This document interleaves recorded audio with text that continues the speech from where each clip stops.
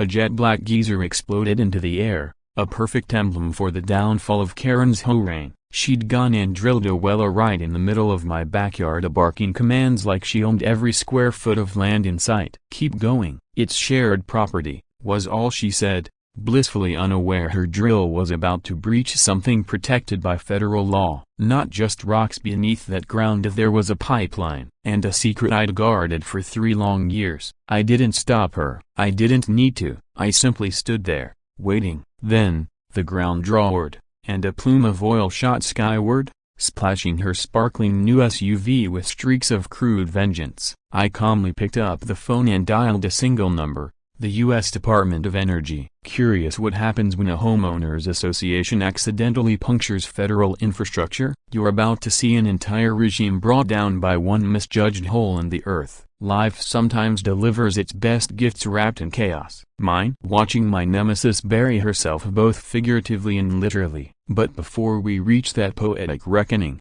let me rewind to where it all began. My name is Ezra Holloway. I'm 35, a retired electrician living peacefully with my 8-year-old daughter, Lily, in the house my grandfather built and passed down to me. Retirement wasn't my plan, it was forced on me after a back injury, but the settlement kept us stable. The house sits on 2 acres of land my grandfather purchased in 1953 for just $800. Today, that same patch of earth is a developer's dream, valued at over $2 million.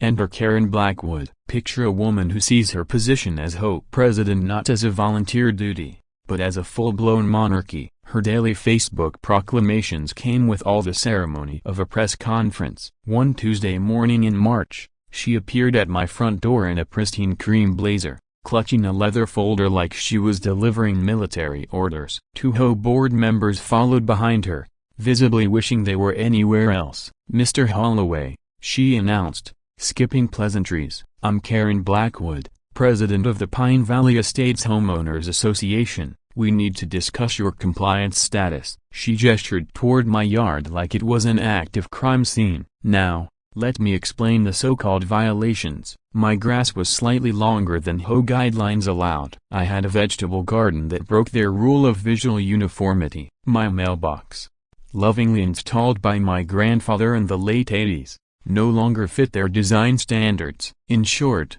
my home looked lived in and not like a spread from a glossy magazine. I invited them in for coffee, less out of kindness, more to see what she was really after. Karen declined the drink but stepped inside, inspecting my space like a general taking stock of a captured territory. Snapping photos, scribbling notes. "You'll need to address the landscaping within 30 days, she said, sliding a printed notice across my table. "And we'll need to talk about approved fencing and removing that shed out back." That moment marked what she thought was my first submission, but what I knew was my opening move. I smiled, nodded politely, and said, "I'll definitely look into it." No argument, no resistance, just calm agreement. What she didn't know was that I had already spent months studying property law. I knew my rights. I knew the land. Most importantly, I knew what I'd found 3 years earlier in a worn envelope tucked inside my grandfather's old file cabinet. Karen read my silence as surrender. She assumed her authority was law, and emboldened by that illusion,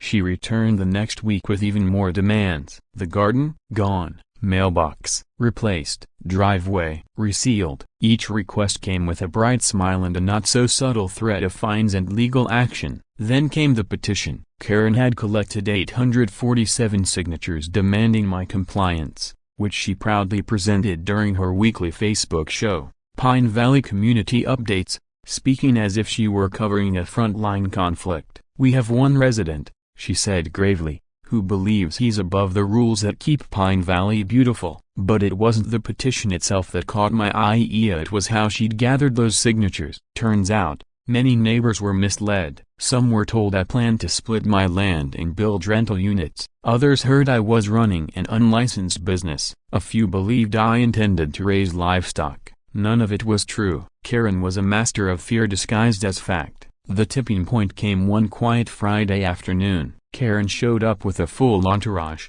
a surveyor, 2 contractors, and a local news reporter. She roped in with a dramatic story. "Mr. Holloway," she declared, The Pine Valley HOA has voted to exercise its rights to community water access. We'll be drilling a shared well on the portion of your lot adjacent to common property. She pointed casually to a spot 50 feet from my back door right in the center of what used to be my grandfather's cherished rose garden. This will serve the entire community, she added, and you'll benefit too. As she positioned her phone for yet another live stream, the surveyor was already tagging the spot with orange spray paint and the contractors were unloading their gear. I stood quietly, hands in my pockets, playing the part of a man who'd just been defeated. Karen looked triumphant, glowing, as she addressed her viewers about the power of community collaboration, her voice filled with self-satisfaction. She didn't notice me lightly touching the envelope tucked into my jacket pocket. Inside it was a 1987 survey map, drawn in my grandfather's meticulous engineer's handwriting. You see, before he was a farmer, my grandfather spent 15 years surveying pipeline routes across 3 states for Atlantic Richfield. He knew every inch of this land, every detail of what lay beneath it. He had mapped everything. That pipeline installed back in 1986 was still very much alive, carrying crude oil from the refineries in Texas straight to East Coast distribution hubs. And it ran directly beneath the exact location Karen had chosen for her grand community well. As she wrapped up her latest live stream, smiling and rattling off promises of upcoming progress, I didn't feel any urge to interfere. I was focused on timing, on consequences, and on the kind of justice that doesn't need a courtroom. Karen believed she was broadcasting her big win over the neighborhood rebel. She had no idea she was about to go viral for an entirely different reason, one that would cement her place in internet infamy as the most reckless HOA president to ever pick up a clipboard. I had no intention of stopping her. Why interrupt someone so intent on orchestrating their own downfall? Every family has its hidden truths. Ours just happened to be buried deep in the earth 3 years ago.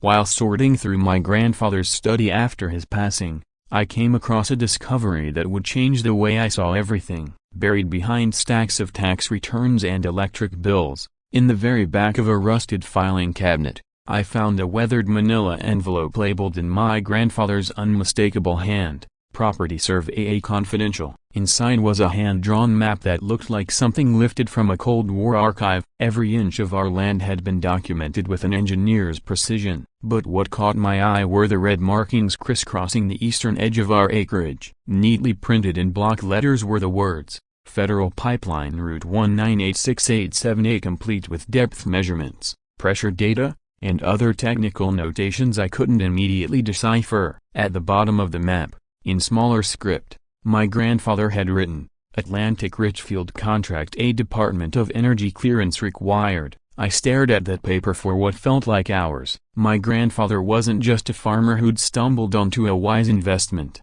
Before buying the land, he'd spent 15 years working as a survey engineer for Atlantic Richfield, one of the big names in oil law, helping to lay out major pipeline routes across the American Southwest. He didn't just own the land, he understood every layer beneath it, because he'd helped bury that infrastructure himself. The pipeline, according to his map and notes, had been installed between 1986 and 1987. It transported nearly 500,000 barrels of crude oil daily from Texas to the eastern seaboard. It was still active, still pressurized, and still designated as critical energy infrastructure. That revelation launched me into a deep dive. I spent weeks poring over everything I could find on federal pipeline law and security protocols. What I uncovered was chilling. Tampering with a federal energy pipeline wasn't just a minor offense, it was a national security issue. Penalties ranged from astronomical fines to federal imprisonment. In fact,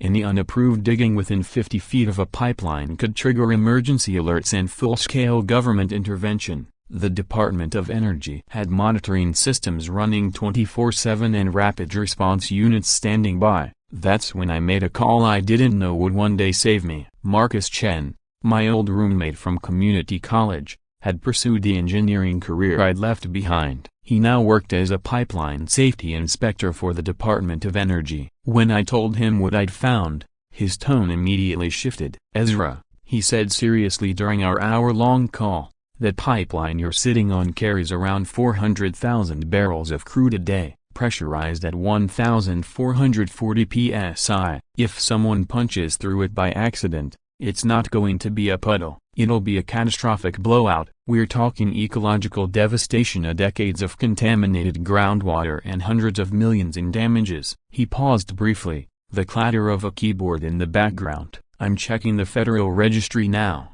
Your parcel is officially listed as a critical buffer zone. That means no construction, no digging, not even fence posts, and not without permits and oversight from the Department of Energy. Marcus offered to come out for an official inspection, but I declined. At the time, I wasn't preparing for a legal battle, I was just trying to make sense of my inheritance. But that information, it would become my most powerful tool, especially against someone like Karen Blackwood. Now here we were, back in April, with Karen recording her victory speech for social media as the contractors spray-painted the drilling site. She was all smiles, confidently talking about shared resources and water access. But in my mind, I was doing the math. The exact spot she picked for the community well, according to my grandfather's map, it sat 47 feet from the pipeline's route. I'd overheard one of the contractors saying they planned to drill 70 feet deep. The pipeline, based on the technical specs from 1987, was buried at 52 feet. That's when it hit me. Karen wasn't just some arrogant board member with a superiority complex. No, what she said during the live stream stopped me cold. Smiling for the camera, she assured her audience, "We've done extensive research on this site, and I can confirm no utilities or infrastructure conflicts." Confirm, not assume, not believe. Confirm. That word told me she'd gone beyond basic surface checks. I had a feeling she'd done some serious homework, so I did my own. 3 days of phone calls, digging through public records, and searching online databases led me to the truth. Karen wasn't simply a retired lawyer with too much free time. She was a former environmental litigation consultant. Between 2018 and 2022, she had worked on 7 major lawsuits involving oil companies and property owners, cases about leaks, contamination, and pipeline damage. But one case in particular stood out: Morrison v. TransCanada Pipeline. And that changed everything I thought I knew about Karen Blackwood. In Texas, a group of homeowners once sued a pipeline company after a leak contaminated their groundwater. Karen wasn't just involved, she had been the plaintiff's legal consultant, helping them secure a quiet but substantial $15.7 million settlement through the company's insurance carriers. Though the case stayed out of headlines, I found references buried in legal databases and energy industry publications. That's when the full picture snapped into place. Karen wasn't drilling for the community's benefit. This wasn't about shared water access or HOA regulations. This was about orchestrating a high-stakes disaster, one she could profit from. Her real plan? Breach the pipeline accidentally, blame the federal government and the pipeline operator, then sue them both for environmental damage on behalf of the neighborhood. With her background in environmental litigation,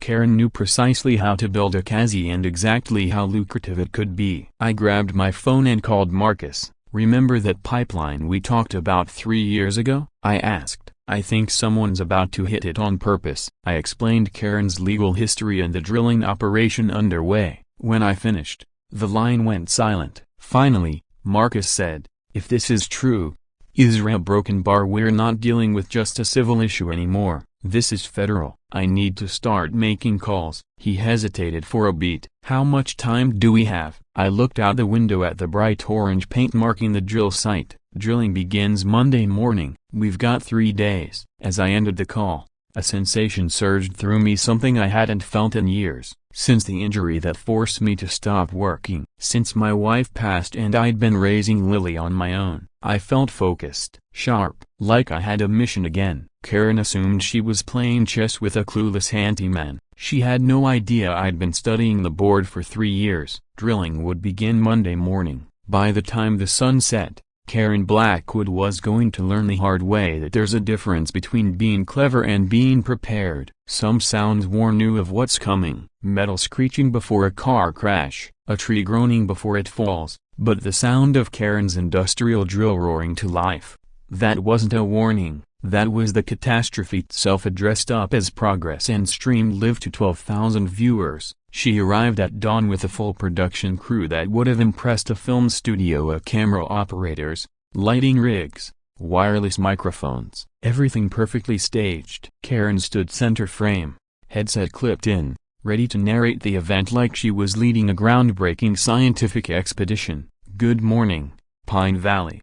She beamed, her voice full of performative joy. "Today we make history, breaking ground on our first shared community well, a victory for teamwork and neighborhood unity." What her followers couldn't see was me, standing at the window, envelope in hand and my fingers slightly trembling as I opened it one last time. According to my grandfather's records, the drill site she'd selected sat precisely 47 feet, 3 inches from the pipeline's center line. I looked up the contractor's specs the night before. They planned to drill 75 feet down to ensure reliable water flow. The pipeline, buried at 52 feet, 6 inches. I opened the calculator on my phone. At their drilling speed about 8 feet per hour they would hit pipeline depth in 6.5 hours. It was just after 7 a.m. The clock was ticking. While Karen explained aquifers and pressure tables to her captivated audience, I was uncovering something far more disturbing.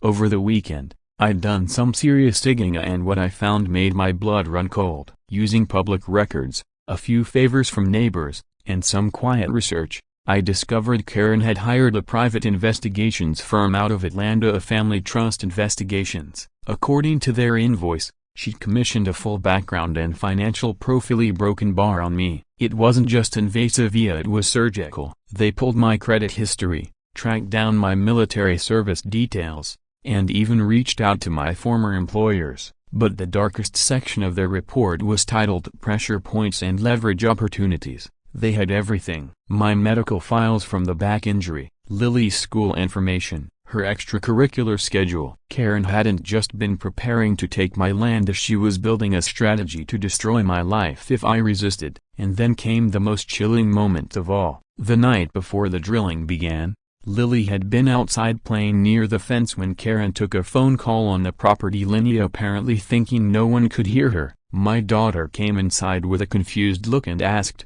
"Dad, what does relocation assistance mean?" I froze. When I pressed her for details, Lily said Karen was talking about making the old man understand some people don't belong in upscale communities and how incident reports might get Child Protective Services involved. That's when it all crystallized. Karen wasn't just after land, she was willing to threaten my daughter to get it. This wasn't politics, this wasn't a property dispute, it was war. At 8:30 a.m., just as the drill reached the 15-foot mark, I called Marcus again. "They've started," I told him. "And Marcus, she's been investigating my family. She's made threats about my daughter." I could hear him furiously typing. "The FBI's already en route," he said. "They're setting up surveillance from the communications tower off Hillrest. We'll have eyes on the site. They're authorized to move in the moment there's an infraction." "How long do we wait?" I asked, watching Karen wave proudly toward the machinery, explaining the water table to an applauding digital audience. "Until she breaches the pipeline," Marcus replied. "We need absolute proof." Marcus's voice came through the phone, low and steady. "The instant that bid makes contact with the pipe's casing, she's crossed the line into federal sabotage. And Ezra, when it ruptures, thousands of gallons could blow out under extreme pressure. You and Lily need a clear exit plan."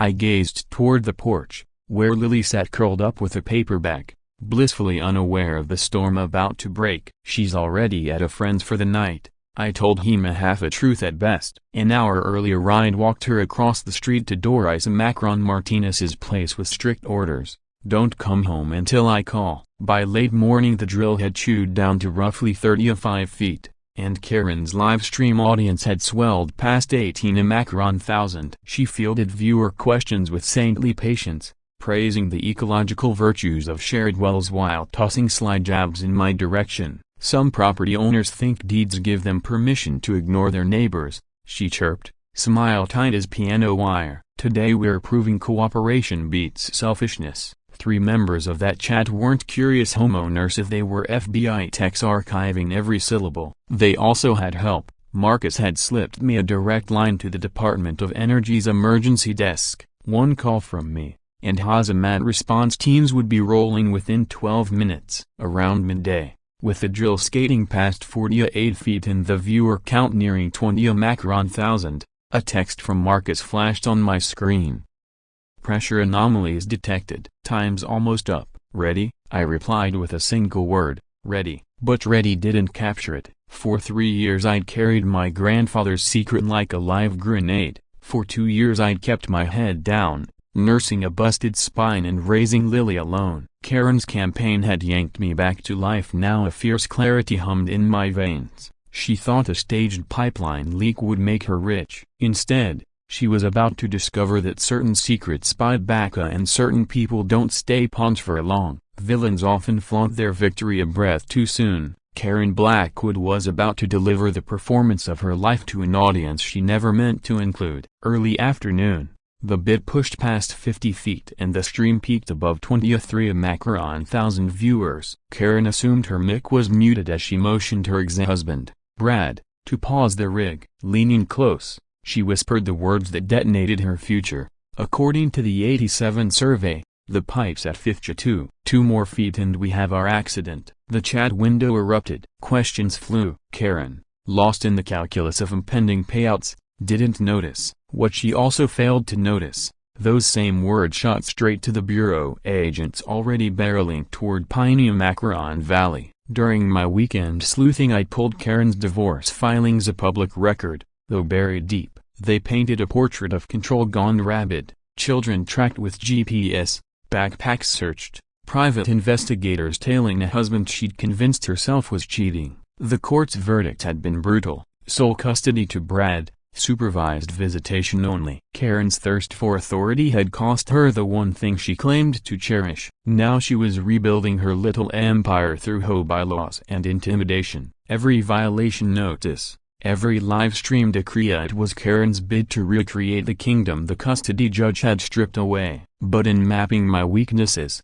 she'd overlooked the strongest card in my deck. My grandfather hadn't merely sketched a pipeline route, he'd kept every letter, every permit, every DOE contact. Tucked in that same envelope was a handwritten instruction: if anyone tries to dig near the eastern line, phone this number at once. It still rang straight through to the DOE's crisis center, and I was holding the envelope in one hand while my other thumb hovered over the dial button. The countdown had begun. At precisely 1:25 in the afternoon, I made the call. "This is Ezra Holloway at 847 Pine Valley Road," I said, my voice steady. "Someone is drilling into federal pipeline infrastructure beneath my property. They're already at 50 feet and plan to continue down to 75. The response was swift and calm. "Mr. Holloway, we have emergency units en route. Please maintain a safe distance from the operation and be prepared to evacuate." What followed felt like watching a disaster choreographed in slow motion, a one where everyone but the star knew the ending. Karen, oblivious to the fact that her earlier remarks had been broadcast to tens of thousands, gave Brad the nod to continue. She stood near the drill rig practically buzzing with adrenaline, eyes flicking between her phone and the site as if expecting to be crowned queen of community activism any second. What she didn't realize was that Brad, her ex-husband and the man operating the equipment, had been following the live chat during the pause. He'd heard everything. As Karen adjusted her camera for what she imagined would be her big moment, Brad quietly pulled out his phone and started filming. "My name is Brad Steele," he said in a low voice, carefully aiming the lens at himself. "I'm the equipment operator on this so-called community well, but I just found out through my ex-wife's livestream that this is actually an attempt to damage a federal pipeline. I was never informed. I'm recording this for the authorities," Brad went on, calmly describing how he had been misled. Meanwhile, Karina, lost in her delusion of triumph, was fussing with camera lighting and positioning her mic like a pro on a film set. She was entirely unaware that, aside from her 23,000 live-streamed viewers, she now had the full attention of federal agents and DOE officials speeding toward our once quiet subdivision. By the time the drill reached 51 feet and 6 inches, Karen's phone began lighting up with notifications. Her audience had flooded the chat with frantic warnings and questions, but she wasn't reading them as she thought the flurry was excitement over the well's imminent completion. What she didn't realize was that her viewers weren't anticipating a community upgrade, they were watching a train wreck in real time. Two people were playing the same game but only one had the full playbook, and Karen was about to find out just how far behind she really was. As she made last-minute tweaks to her camera angles, Brad kept filming, capturing every step of her self-destruction. And somewhere else in Pine Valley, my 8-year-old daughter Lily was about to remind me that brilliance doesn't skip generations. 3 hours earlier, when I dropped her off at Doris Martinez's house, I thought I was shielding her from a dangerous event. I had no idea she'd been running her own investigation into the hot tyrant next door. "Daddy," she'd said casually over breakfast, "I recorded something yesterday on my tablet that you need to hear." She handed me her iPad. What I saw chilled me. The video showed Mr. Patches, her favorite stuffed bear, seated on our porch like a prop in a child's movie, but the audio was crystal clear. Karen was on a phone call next door, unaware of the tiny device recording every word. "We're going to have the first live-streamed pipeline explosion in history," Karen said. "The environmental impact will be catastrophic, a broken bar exactly what we need for the highest possible settlement." Lily, bless her clever little heart, hadn't just captured Karen's intentions. She had uploaded the video to the cloud and shared it to 3 inboxes: mine, Doris's, and, somehow, Marcus Chen's, which she'd pulled from my contacts. And while I was still digesting that revelation, my own digging, boosted by Doris's 40 years as a courthouse clerk, had uncovered more of Karen's chilling plan. Over the past 6 months, 3 separate households in Pine Valley had complained of strange issues with their well water: metallic taste, oily smells, residue in pipes. All 3 families had eventually agreed to support Karen's community well plan after she generously offered to cover temporary water delivery for them. I got my hands on 2 of their water samples. What I found made my stomach turn. It wasn't a coincidence. It wasn't bad luck. The contamination was deliberate. Karen had introduced petroleum-based compounds into local water lines to simulate a crisis. She had created a fake environmental emergency to manufacture support for her drilling project. This wasn't some greedy accident chaser. This was calculated manipulation, on a scale I could hardly believe. She'd poisoned neighbors so familiars to build a narrative strong enough to justify her scheme. By 1:45 p.m., the drill hit 52 feet. Karen's live-streamed viewers were now approaching 28,000. That's when my phone rang. It was Marcus. His voice was sharp, fast. "Ezra, we've got a bigger problem. Karen's been digging into you. She's not just profiling you," Marcus warned through the phone. "She's digging into me as well. Karen has proof of our friendship and knows I work for the Department of Macron of Energy. Her plan is bigger than a simple accident. If the pipe bursts, she'll claim you fed her insider details about its exact location, turning you into her co-conspirator." The realization hit like a sledgehammer. Karen had been assembling a dossier that could drop federal conspiracy charges on my head the moment crude hit air, destroy the pipeline, rake in millions, and pin the crime on me neat and tidy. Marcus kept going. "We intercepted messages between Karen and Prestigia Macron Environmental Consulting, a heavy hitters and spill assessments and insurance claims, lawyers, media packets, contracts. The whole operation is choreographed. It's high-grade insurance fraud." I glanced across the lawn. The woman fussing over camera angles wasn't a petty hot tyrant. She was an architect of crime, using neighborhood leadership as camouflage. She'd counted on Brad's loyalty, the community's goodwill, and my supposed ignorance. What she hadn't counted on was people who actually honor the oaths they take. Her phone began buzzing again and again.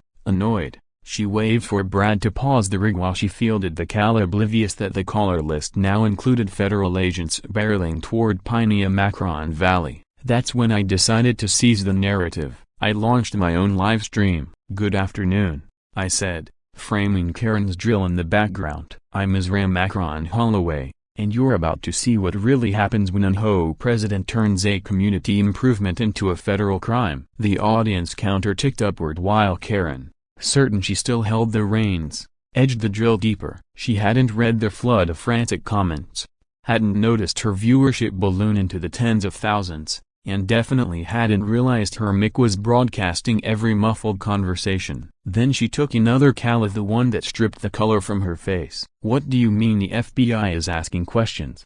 she hissed, forgetting the mic was hot. "We're 3 inches away from the payoff." That was more than Brad could take. He cut the engine, pocketed the keys, and stared her down. "People in your chat say that's a federal pipeline. Is it true? Because I'm not drilling another inch until you level with me." For the first time, genuine fear flashed in Karen's eyes, yet instead of conceding, she lashed out, "Start the drill, Brad, or I'll make sure you never work again." Enough was enough. I stepped into her camera's frame. "Hello, Karen," I said for both live streams to hear. "And hello to every viewer watching a federal crime unfold live," she sputtered. I lifted my phone, showing my own broadcast climbing by the second. "This is my land." Mrs.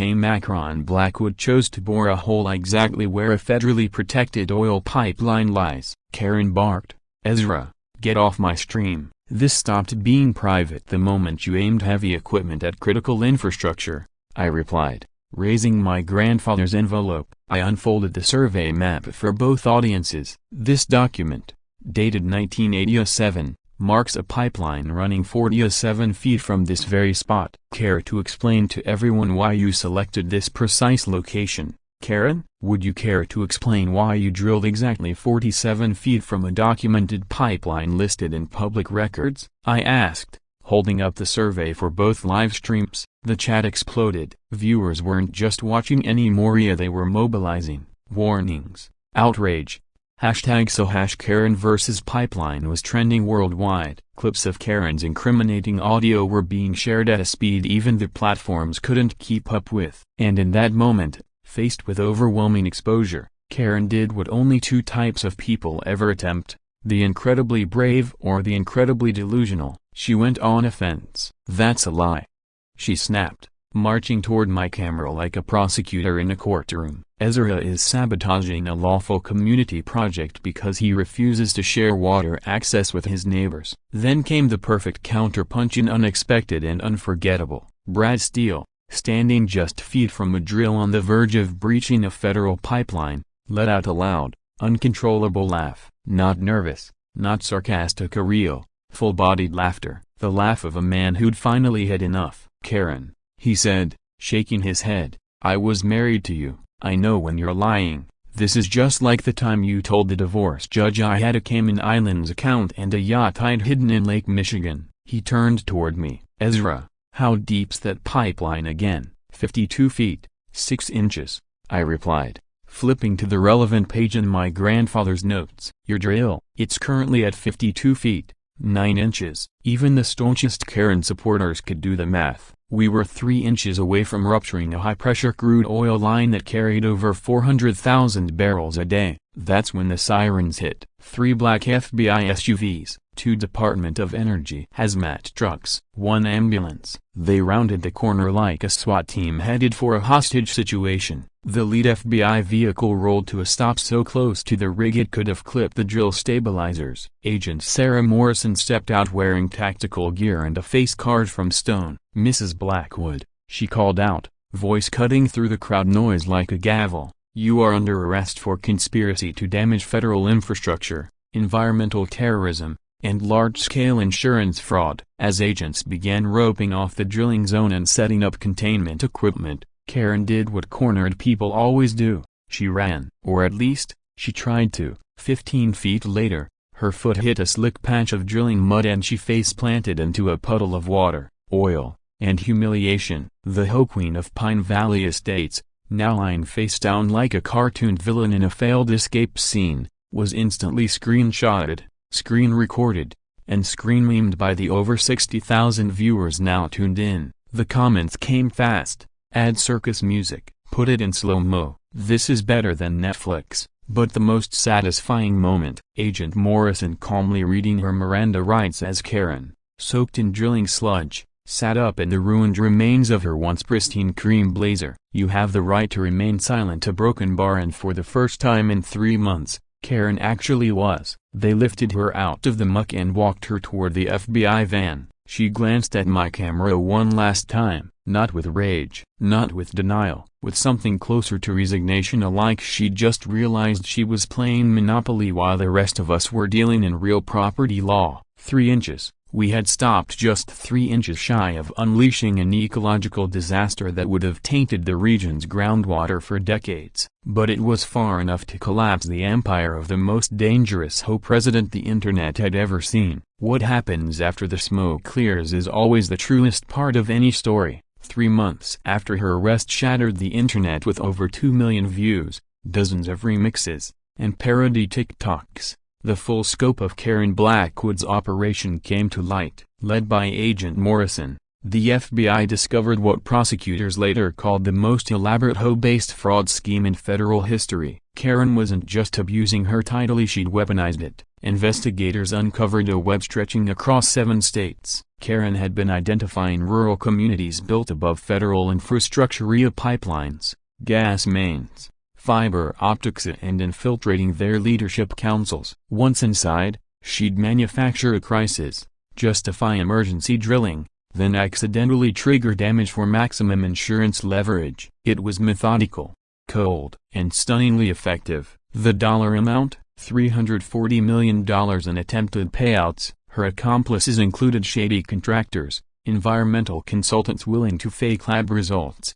and attorneys standing by with pre-written lawsuits. Our Pine Valley saga was just one act in a 4-year crime wave that reached from Texas to Maine. But the most haunting discovery came not from the case file but from the courtroom during her sentencing. A psychological evaluation, entered into the public record, revealed a disturbing diagnosis. Karen's obsession with control wasn't just personality, it was pathology, a need for dominance so consuming. It warped every relationship and decision she made. It wasn't just about power, it was about fear, of chaos, of failure, of being out of control. And in trying to master everything, Karen lost everything. She tried to build a kingdom on lies, and it collapsed under the truth. Losing custody of her children hadn't just wounded Karen emotionally, it had snapped something deep inside her. From that moment on, she became obsessed with control. In her mind, if she could manage every variable, impose order on chaos, then no one would ever leave her again. That obsession reached its breaking point during sentencing. Standing in an orange prison jumpsuit instead of her usual designer blazer, Karen addressed the court and me. Even though I sat quietly in the back of the gallery, her voice was barely more than a whisper.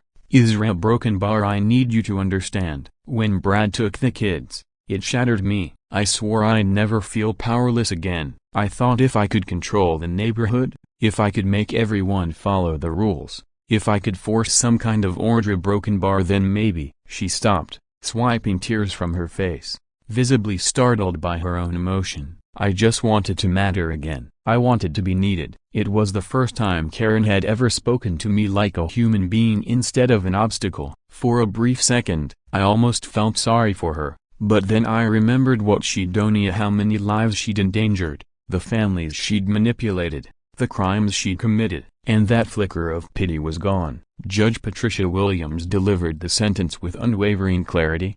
18 years in federal prison. No parole eligibility for the first 12. She was also ordered to pay $2.7 million in restitution to the affected communities and $847,000 in federal fines to offset the cost of the investigation. Her assets were seized, including her once prized Pine Valley home, which was auctioned to help pay her debts. Brad Steele, who had cooperated fully with federal authorities and played a key role in stopping the drilling, received full immunity and was publicly commended by the Department of Energy. More surprising than that, though, was his new relationship with Doris Martinez. The two of them had become not just a couple, but two of the kindest, most dependable neighbors anyone could ask for. As for me, closure came in more ways than I expected. In recognition of my help preventing a major environmental catastrophe, the federal government awarded me a $2.3 million settlement for extraordinary civilian assistance. And while the money changed our lives,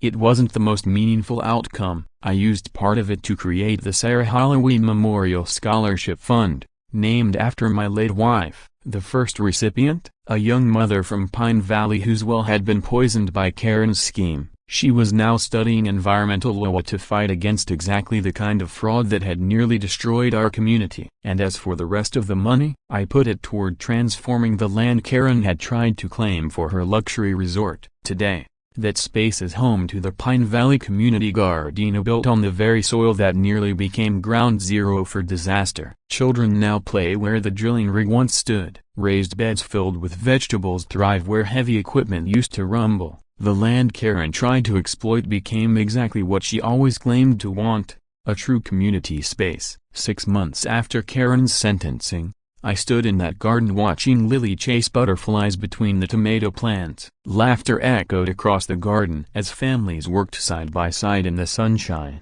"Daddy," Lily said, running up to me with dirt-covered hands and that familiar smile that reminded me so much of her mother, "do you think Mommy would like what we did with the garden?" I knelt beside her and gently wiped the soil from her fingers. "I think Mommy would love that we turned something meant to harm others into something that helps them grow." As we walked home that evening past the bronze memorial plaque installed at the exact spot where federal agents stopped the drilling, I thought about everything we'd been through. Karen had been wrong about a lot of things, but she was right about one. Communities need standards. They need people willing to speak up, and not out of a hunger for control, but out of a desire to protect, to serve, to uplift. The real difference between Karen and the rest of us wasn't how much she cared, it was what she thought caring meant. For her, caring was control. For the rest of us, it's responsibility, compassion, integrity. Leadership isn't about power, it's about trust. And justice, sometimes it doesn't just arrive on time. Sometimes,